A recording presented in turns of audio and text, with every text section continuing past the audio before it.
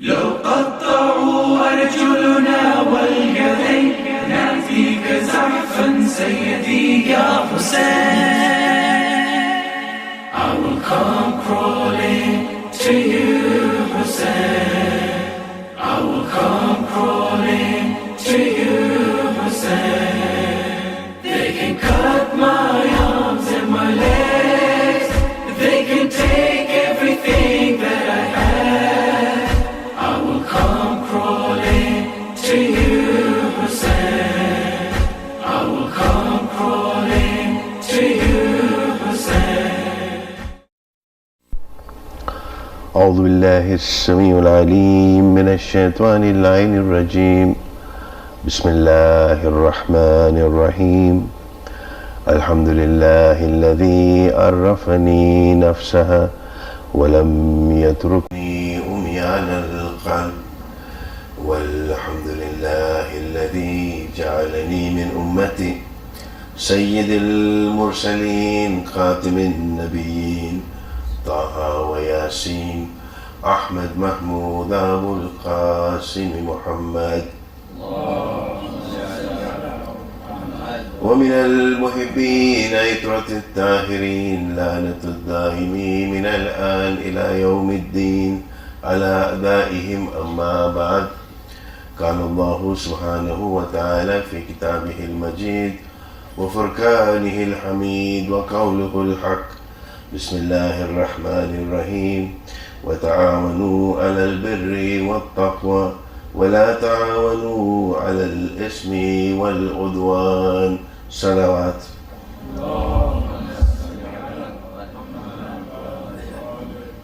Moving to continue with the subject at hand, which is, can the Muslim Ummah reclaim its rightful place as a civilizing force? Yesterday, just to recap, we looked at the example of the Medina society, the Constitution of Medina, a pluralistic document penned by the Blessed Prophet. And here is an example for us that I would like to emphasize and reiterate. The Blessed Prophet could well have said, and he had the majority with him in Medina, with the Ansar and the Muhajirun, that I am your ruler divinely appointed. I am Rasulullah. I am the Prophet of Allah. He did not do that. What he did was, he agreed to have a tripartite document in consultation with non-Muslims. The Jews and the pagans in Medina had a document whereby he had the buy-in from the people of Medina to create a state of Medina which was based on social justice. There are many who claim numerous powers buttressed on the basis of religion. And this commodity called religion and my truth has become a tool to oppress and suppress people. There is a movement now in reaction to that has come up, which is called SBNI, spiritual but not religious.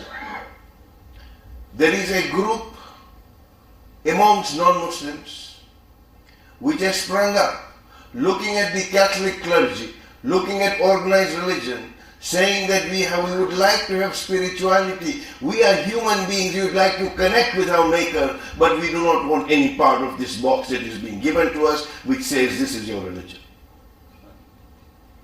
And indeed, if you go to the SBNR site, and if I may repeat this particular anecdote, which is on the SBNR site, where it is said that God and Shaitan went for a walk one evening. And God bends down, picks up something. And Shaitan asks God to say, but what did you pick up? And God says, I picked up the truth. And Shaitan says, give it to me, I will organize it. The Blessed Prophet ﷺ said something so beautifully. Mu'mineen, faith is something that is a connection with the Maker.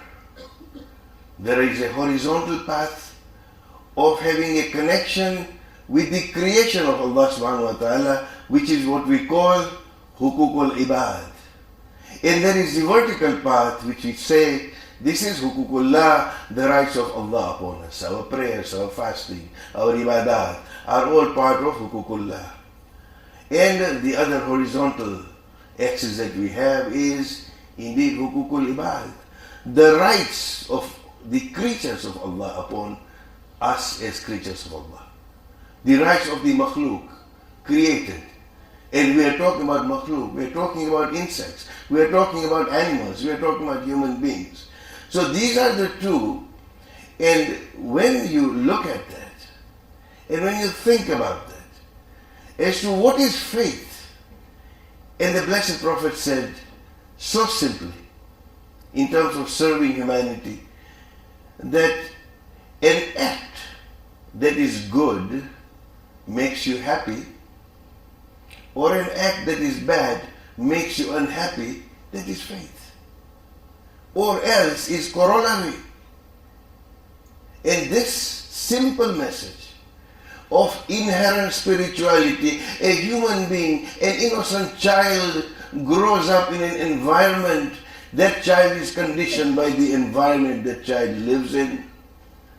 And if he has been conditioned to think well of humanity, we just heard the ayat of Surah Al-Hujurat, to say that, do you backbite? Why do you backbite? The concept of husn zan, thinking well of the other human being. And the Imam al-Masam have said so many times to say, give the person the benefit of doubt, not once, not twice, 30 times before you actually say something about that person. Even after that, what you do is give him the benefit of doubt. This is faith. This is cordial relation that the Blessed Prophet ﷺ was exercising in Medina. This was the perfect society of Medina. That was the preamble, and that was the message yesterday, to say that there is a level of understanding within a community, within human beings, that we are part of the human race. And you know something? Allah subhanahu wa ta'ala is so merciful. Once he sees a mother cuddling a little infant, and the Prophet asks the companions to say, do you think that this mother will ever throw the child into the fire? And the companions said, Ya Rasulullah, it is impossible. The love of a mother would not allow that mother to throw the child in the fire. Well, the Blessed Prophet said that there is only 1% of mercy. The 99% of mercy for the human beings has been kept by God Himself. This is the merciful Allah subhanahu wa ta'ala, when we talk about Rahman and Rahim all the time, when we recite Bismillah. This truly is what faith is all about. To say, here is a merciful God. Here is merciful Allah subhanahu wa ta'ala. And if, for instance, I fail unknowingly, if I fail in some duty of hukukullah, maybe, the toothpaste that I talked about yesterday, maybe it went a little lower than it should have. He is Ghafurur Rahim, He's going to forgive us, inshallah. But you know something? When it comes to a human being, the hukukul ibad, if you have usurped even a single iota of somebody's right upon you, it will not be up to Allah to forgive us on the Day of Judgment. It will be for that person to forgive us. How forgiving are we? There's a couplet in Farsi, which translated says, you give somebody 10 almonds, and if one almond is bitter, they will not remember the 9 sweet almonds that they ate. This is human nature. He will remember the one bitter almond to say, the almonds that you gave me, one was bitter. This is human nature. as to how forgiving we can be. So the ayah that I began with, we're told this is the basis of human cooperation, to say that cooperate with each other in bir and in taqwa, in goodness and in piety, and not with sin and aggression. And that was what we discussed very briefly yesterday. Well, we just heard a beautiful rendition by our young friend Riaz about the thinking on Karbala. And truly, it is a tragedy. It is a tragedy to awaken humanity towards the basis of social justice. But I say to my friends, let us not just keep moving with Hussein in history. Let us move with Hussein in reality, with the revolution and change that Moharram gives us, an opportunity to be able to revive and reinvigorate our spirits, to say that we will serve Allah subhanahu wa ta'ala. We will be amongst the biggest proponents of social justice. So that from this generation rises those who can stand shoulder to shoulder with the likes of Dalai Lama and with the likes of Nelson Mandela, to say, here we are, we too uphold the principles of humanity. That mu'mineen is the meaning of moving with Hussein in reality, in revolution and in change. You know, there's a beautiful couplet in Urdu translated that Gehware Beshir pe roye to bahut. Gehware Beshir pe roye to bahut. Upon the crib of Ali Asghar, our eyes flowed with tears. Gehware zindagi mein aankhein na khuli. That in the crib of life we did not open our eyes. That we came, we celebrated, we commemorated the 12 days of Moharram and beyond, as the tradition has set us to say that until the 20th of Safar, we continue to remember Sayyid al-Shuhada. We continue to remember Bibi Zainab Salamullahi alayha. We continue to remember the 72 Shuhada. And if mu'mineen, as I said yesterday, if there is no change in me from last Muharram to this Muharram, what tribute have I paid? And this is the meaning of opening. And what does Imam say? وَإِنَّمَا خَرَجْتُ لِتَرَى بِالْإِصْلَاحِ فِي أُمَّةِ جَدِّي. Imam says, I am a reformer. And what we do is, we make tahrif on Imam Hussain alayhi salam. The masaib that we recite, na'uzubillah. Shaykh Ustad Mutahari writes that if such masaib were to be recited when you are fasting, your fasting would break. Your fast would be batil. Meaning that if you recite a wrong hadith while you are fasting, fiqh tells us that that fast is invalidated. So he says that while we mourn Hussein for the tragedy that befell him in Karbala, we too now must mourn of the tragedy that has befallen Hussein on the tahrif and the interpolation and the falsehoods that are being portrayed by two-penny poets who come and charge us exorbitant sums of money to try and entertain us. Mu'mineen Azadari, the Azaa of Hussein, has now become a commercial venture to say, how much money am I going to make out of this ashra that I'll be reciting? This has become a commodity instead of reform. Imam says in explicit terms to say that the society at that time had become corrupt and the ummah of my grandfather has become degenerate. And I am leaving Medina to see that there is Islah.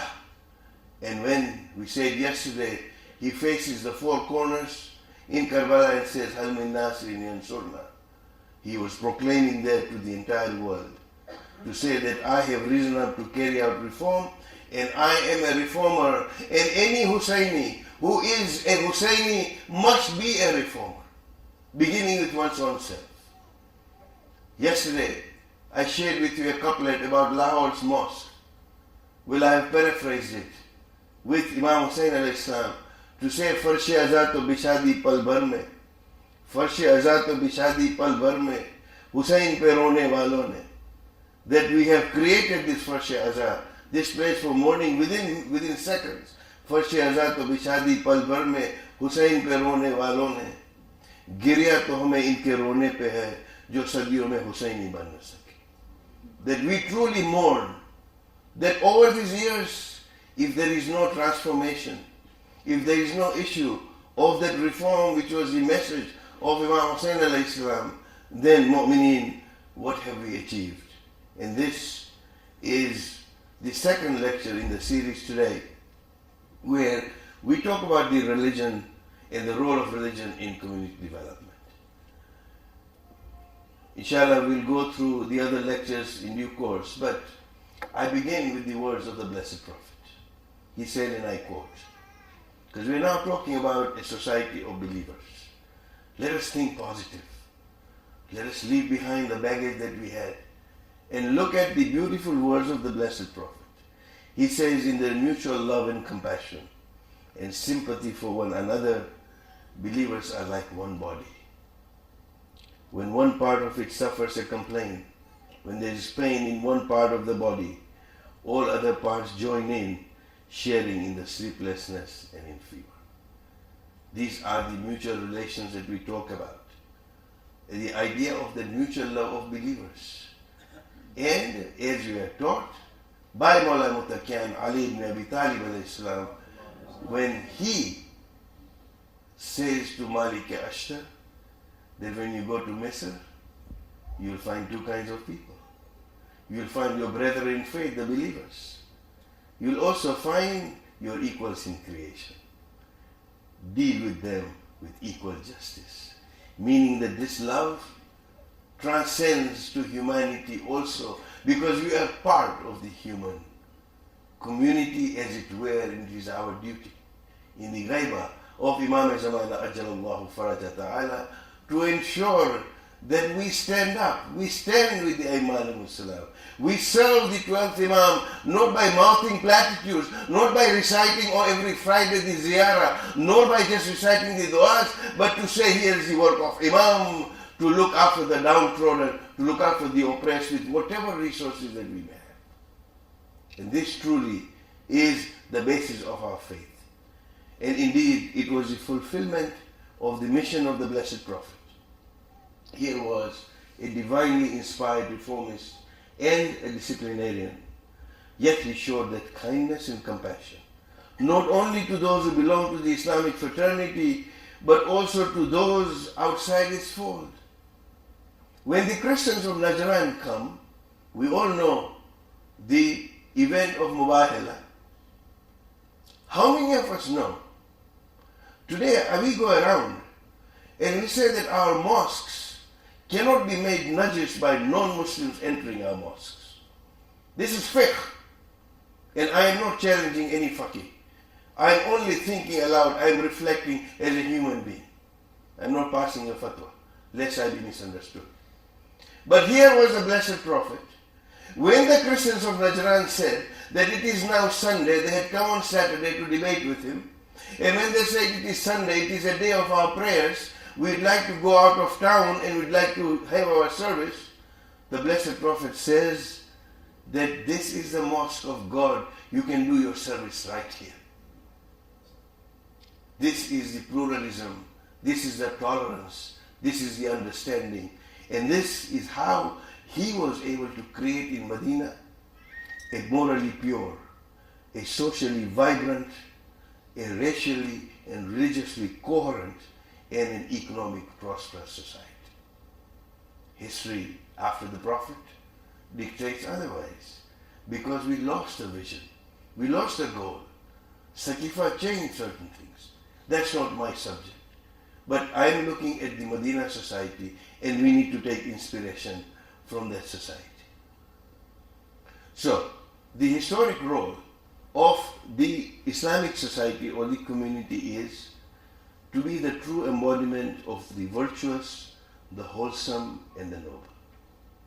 This is what we learn from the example of the Prophet and the Imam alayhi salam, that we set the highest standards of performance and become a reference point for others. وَكَذَلِكَ جَعَلْنَاكُمْ أُمَّةً وَسَطًا لِتَكُونُوا شُهَدَاءَ عَلَى النَّاسِ.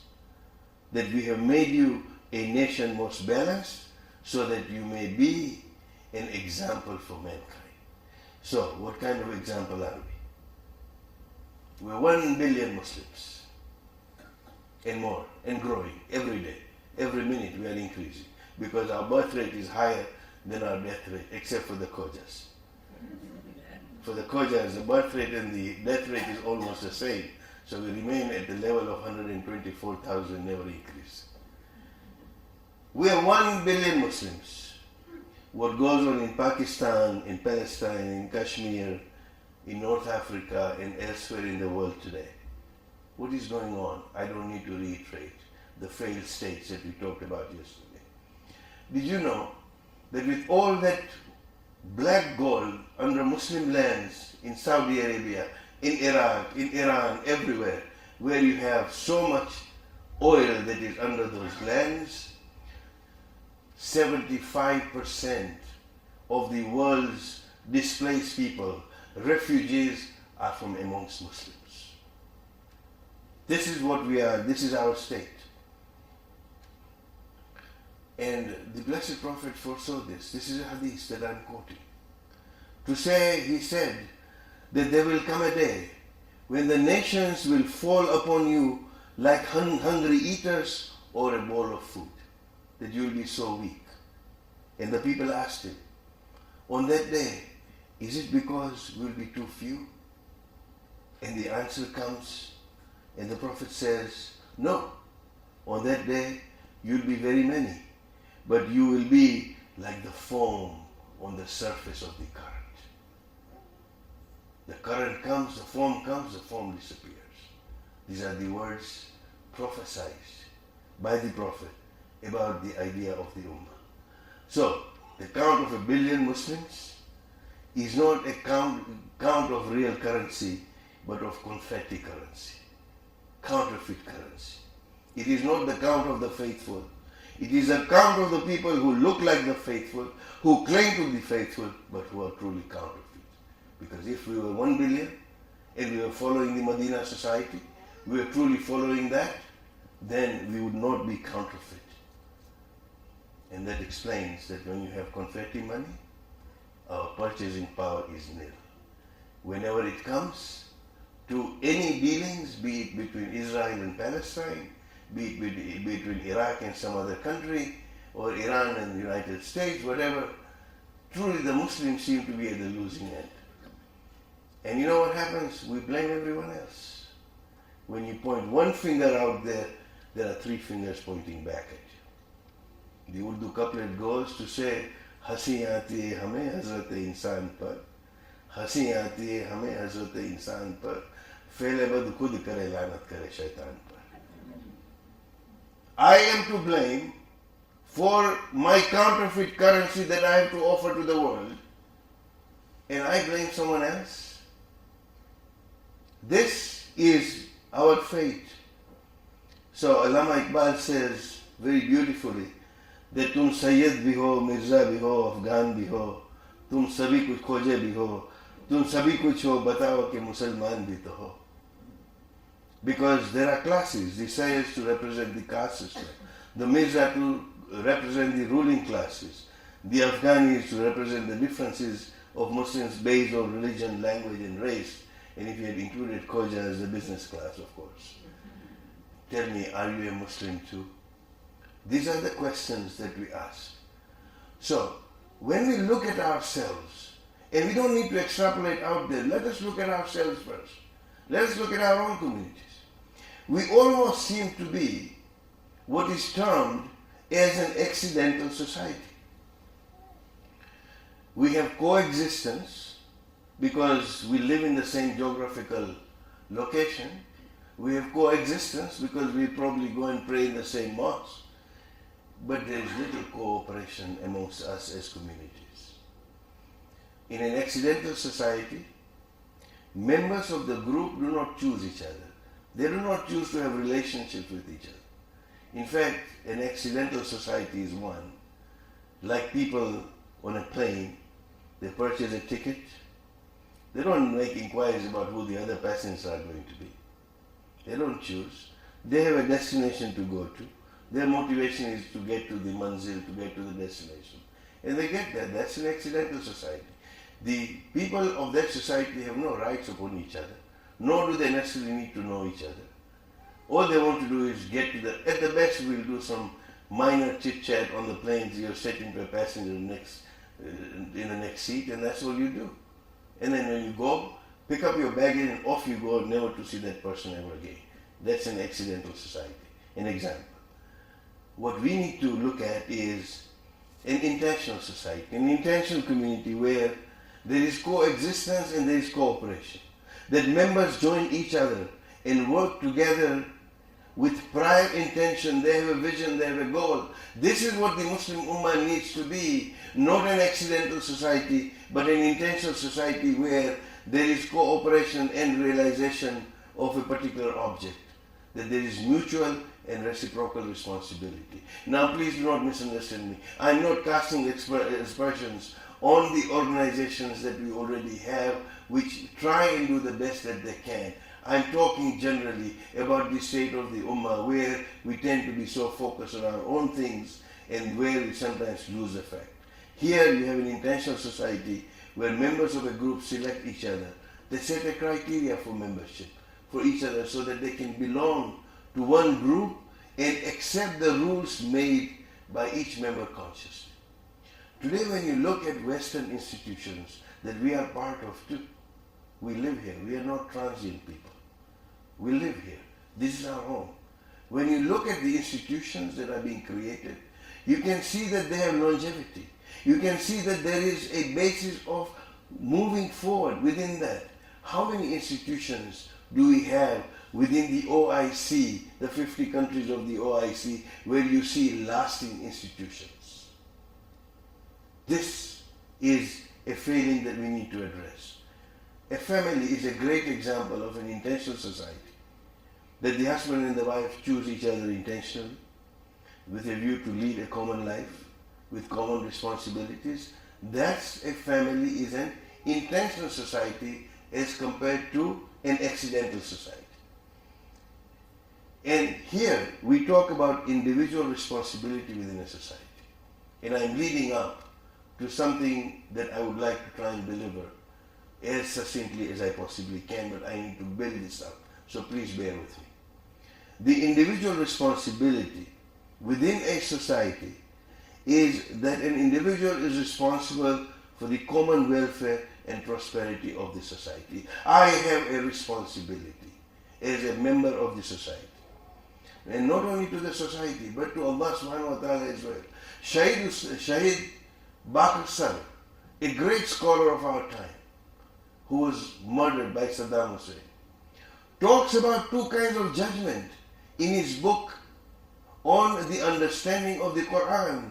And he says that on the day of judgment, there will be two accounts that we will need to give. One is going to be a personal account of what you do, but there is also going to be an account, Sadr says, that it is going to be an account of your interaction in the society that you lived in. Because there is a responsibility to Allah subhanahu wa ta'ala on that. And therefore, it is an individual duty. At the same time, there is a community's responsibilities. That the society is also responsible for the individual's welfare. This is where you have a coherent society that we will learn about in Medina, where the individuals were responsible and so was the society. And so much so that look at the pluralism. In the time of the Khilafah in Kufa of Imam Ali alayhi salam, Imam sees an old Christian man walking and begging. And Imam says, but you were a strong man. You worked hard. What happened to you? He said, well, I did. But now I have no means of support. And I have to beg. I have no choice. Imam says, this man contributed to society when he was young, when he was fit, when he could serve. He must be paid from Baitul Mal. He must be paid so that he does not need to beg. This is the pluralism. This is the way of Aimma alayhimus salam, where you're looking at a non-Muslim person being paid from Baitul Mal. And here, if we at all try and deviate a little bit from the khums money, there is all kind of issues that will raise and emails will flow like nobody's business to say money has been misappropriated. See what has been done. A non-Muslim has benefited from Imam's money. This is the malaise that comes through when we are so fixated on the issues of, as I said yesterday, fiqh is a framework. It is not a cage. Fiqh is a framework upon which we can build our society. Fiqh is not a cage that we are put inside so that we cannot even move. This indeed has to be so that the duties and the rights correspond harmoniously. And that is a concept of Amr bil Ma'ruf and Nahy anil Munkar. An example is given by the Blessed Prophet to say what is the responsibility of a society. Well, there is a man riding in a boat. He's bought his ticket. He's paid for that. And now the boat is moving. It's in the middle of the ocean. And the man says, this is the space that I bought. It belongs to me. And I start digging a hole in it. The responsibility of the society is to stop him. Because if he does that, everybody is going to sink. There is this balance that needs to be done where society has rights upon a human being and the human being has rights upon a society. Unlike the capitalist society, unlike the forgotten Marxist society, where within the Marxism, society was all supreme. Within the capitalist fashion, the individual is all supreme. Here is Ummate Wasata being taught to us to say that there is a balance between an individual and a society. Both have reciprocal rights, and this is the way forward for us as Muslims. Salawat. So we need to move on. A human being is a social animal. He needs a society. You cannot escape. A man decided to escape and he said, I don't want this society. So what does he do? He wears one loincloth, goes up on the mountain. Well, one loincloth on the mountain after 15 days, you know what the state is of that loincloth. So he goes to the river and tries to wash the loincloth. Well, a mouse comes and carries the loincloth away. He runs after the mouse, grabs the loincloth back, puts it back, goes to the village and says, I need a cat so that this mouse can be controlled. So he brings a cat up with him on the mountain. Well, after 2 days, the cat wants some milk. So he has to go back to the village and bring a cow. And with the cow, he had to bring somebody to look after the cow. And the person who brought the cow had to bring his wife and his children. Pretty soon, the entire village was up with him. You cannot escape society. A human being is a social animal. He has to live in a society. And this is what Allama Iqbal says so beautifully. And he said, Fard Qaim Rabt Millat Sahe Tanha Kuch Hi Nahi. That a human being is indeed connected to the community. Alone he is nothing. Moj darya mein hai, birun darya kuch bhi nahi. The idea of the stream, the power in a stream that is flowing, is where the flow is. If you stand on the bank, not join the society, you will not move. And therefore we need a society. But in order to have a society which is fruitful, in order to have a society which is progressive, we need to understand the development phases of a society. Now this is something that may not normally be said from podiums of this nature. I beg your forgiveness. But this is something that needs to be conveyed, and I crave your attention just for a few minutes, and inshallah we will conclude. There are groups, communities who normally move through 4 stages. There's a stage where people come together. I call it a pseudo-community. And then there is a process of chaos. And then there is a process of emptiness. And then you come back to a real community. I will elaborate on that. A pseudo-community is one where we come together as human beings with a common goal. And we will try to achieve perfect unity within a very short period of time. Maybe it's that kun fayakun to say, well, everybody's together, now we're going to have wonderful unity. In reality, this does not happen. And we are unwilling to acknowledge our failure in trying to do that. So what do? We fake it. We attempt to form this instant community by being extremely pleasant to each other, being very politically correct when we talk to each other, and we try and avoid all disagreements. Because, this is unity. The unity of the community will break.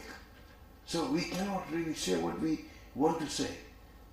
Anything that is perceived as controversial, new, or challenging must be avoided at all costs because it will upset people in the community. We're trying to bring unity. And the appearance of harmony and oneness must be maintained. And this is a pseudo-community because we are in a state of denial. This is the first stage of trying to form a community. These pseudo-communities are shallow, they're built upon illusions, they're well-meaning, but they're destined to fail. Because what happens is, from uniformity, the pseudo-community, if we do not mature, that uniformity now breeds conformity. I try to bring uniformity. I cannot say these things. So, instead of asking the question, how are we the same? What are our common goals? Where do we want to go as a society, as a community? What do? I ask, what do I do to belong here? Be part of this community here. I must be politically correct. Will I rock the boat if I say something in a community? What do I have to do so I can remain part of this group without being excommunicated or excluded? This is a pseudo-community where discussion is shunned, open thinking, reflection is suppressed to say, no, you should not say that about XYZ. You should not actually even discuss the issue of marjai at all because these maraji are sacrosanct. You can't touch them. This stifling of thought is a pseudo-community. There needs to be a maturity where we are able to understand that to grow, we must move from the stage of these pleasantries. And we will realize that while we all live under the same sky, we have different horizons. We are human beings. Allah subhanahu wa ta'ala has given us the intellect, quwwah akaliya, quwwah wahamiya, to think and to be creative. We have a right to think. We have a right to doubt. Because doubt is a form, that from doubt you will go to certainty. You're not born with certainty. We have a right. We have a God-given right to think and reflect. That we are not all the same. We can have differences. It's how we deal with our differences is a key to understand.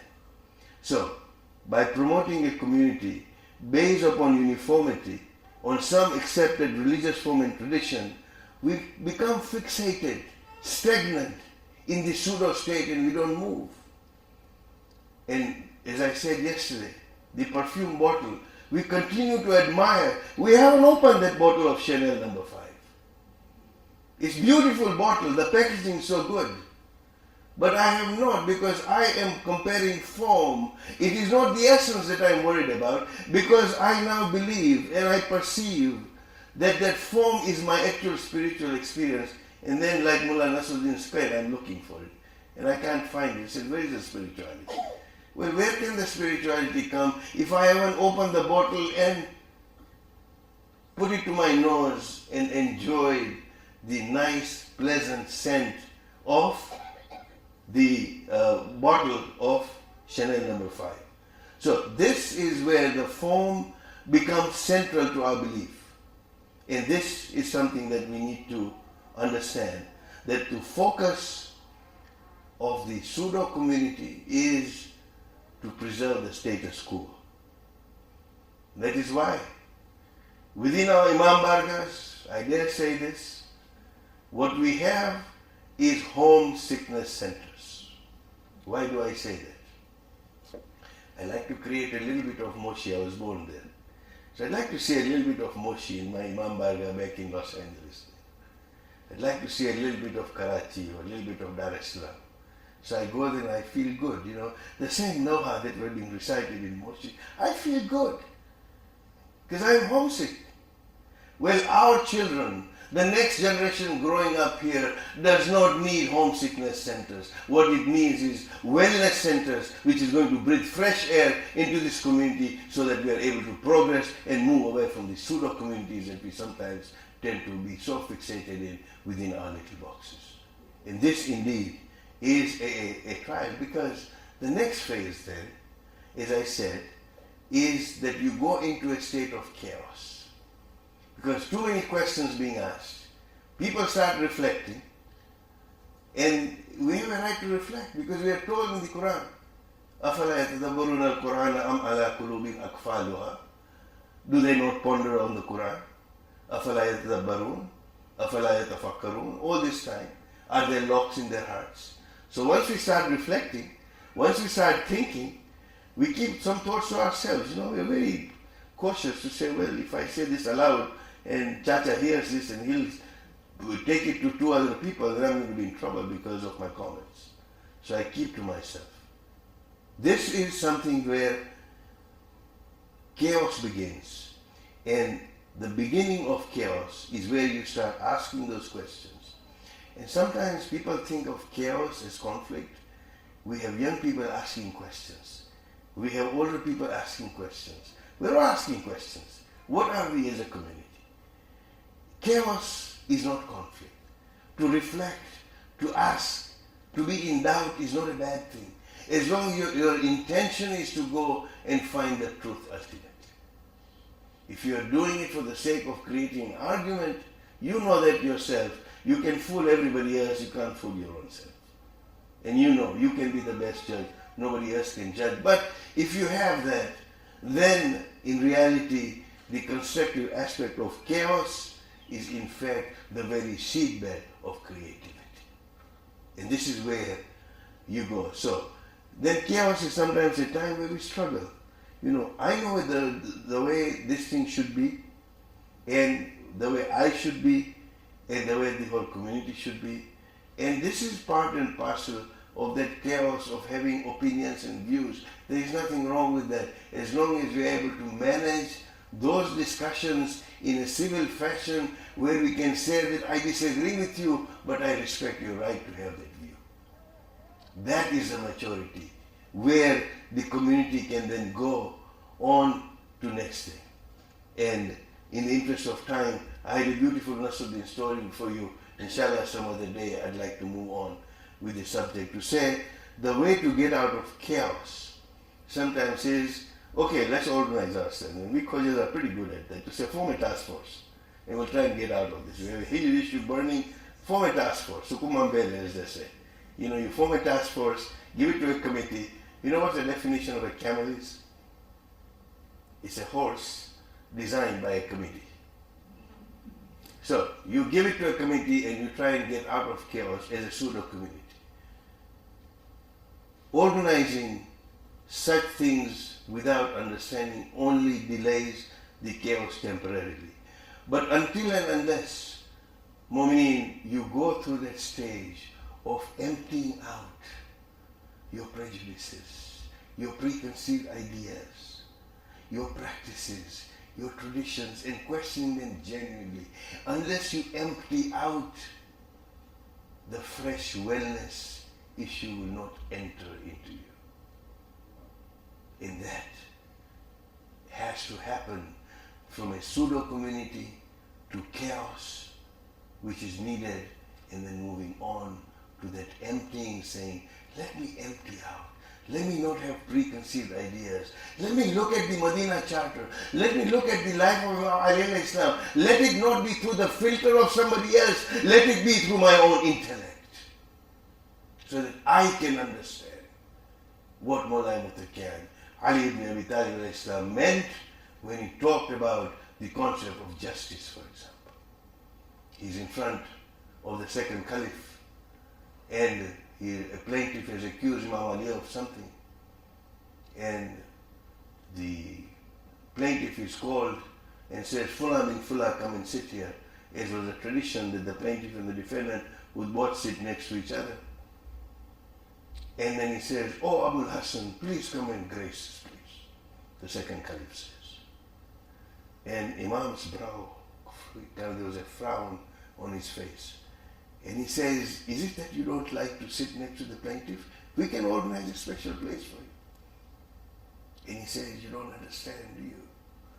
That by calling him with his name, Fulan bin Fulan, and by calling me with my kunya, oh Abul Hassan, please come, you have already shown favor to me, you are not fit to be a judge. This is the acute sense of justice within a human being that Imam al-Islam teaches. We don't need any filters. We don't need anybody to come and tell us about this justice. If we truly imbibe that. So the idea is that emptiness of preconceived notions and prejudices. But for that to happen, the self must die. It is the opposite of Khudi ko Karbala Ditna. It is the opposite. Here the self must die. The goal is to become a community of believers united in the spirit of pure Tawheed, which needs to be understood. And so for us to move forward. Otherwise to say, well, it's my way, this is the way I think and I'm not emptied out, is a philosophy of failure. So for the community to live, the self, the ego must die. And then the community stage where we must be unafraid to examine our beliefs and practices. Our forefathers practiced. Well, you know what our forefathers really practiced 4 or 5 generations ago? They believed that Imam Ali al-Islam was the 10th incarnation of Lord Vishnu. This is what our forefathers believed. For better or for worse. This is history of our community. So, we question, we move through. The idea is to examine our beliefs and practices. And if necessary, if we feel that we need to make a change, then we must embrace that change. Because we're told in Surah Al-Ra'd, Allah does not change the condition of a people unless they make that change within themselves. This is what we are. So by emptying ourselves of those expectations, we create the space for true listening, for healing, and for the connection.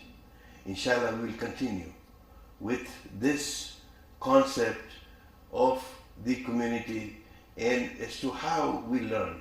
But I crave your attention for 5 very quick minutes. I know I've exceeded my time by about 2 to 3 minutes. I crave 5 more minutes, if I may, that we learn. Habil and Qabil had a fight. Qabil kills his brother Habil. You know how human beings learn how to bury their dead? Qabil did not know what to do with his brother's body. A crow came and was burying a dead crow. Human beings learned how to bury their dead from a crow. So I would like to offer us some lessons from geese. Have you ever seen these geese who fly in beautiful V formation? The lessons from geese is that they know that as each one flies, the uplift from the birds in that V formation adds 71% greater flying range than if each bird flew alone. This is community. So the lesson we learn is that people who share a common direction and a sense of community can get to where they're going quicker and easier because they're traveling on the thrust of each other. This is what we learn from the geese.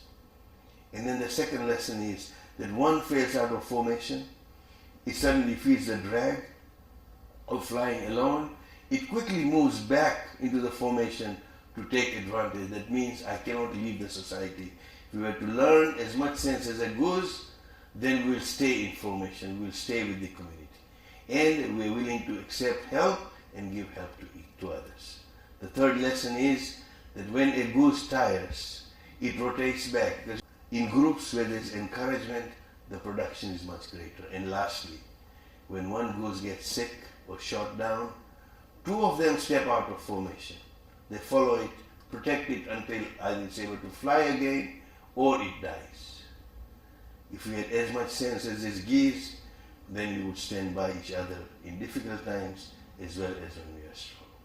I mean, that is the idea of a society moving forward, and this is a lesson that we learn from these. And this was the society. Very soon after the passing away of the Blessed Prophet, that Imam leaves Medina, and now normally we recount that he also leaves Makkah. Imam was there. Can you imagine the pain and the hurt that Imam Hussein had when he had to turn his Hajj into Umrah and decide so as not to desecrate the holy places because he knew what Yazid and his troops were up to. I mean, this is a journey that we are recounting. And Imam said so very clearly that those who will come with me are going to face a sure death. The people who joined him were those people who were committed to follow him in his revolution. Those were the Ansars, those were the companions of Imam Hussein alayhi salam.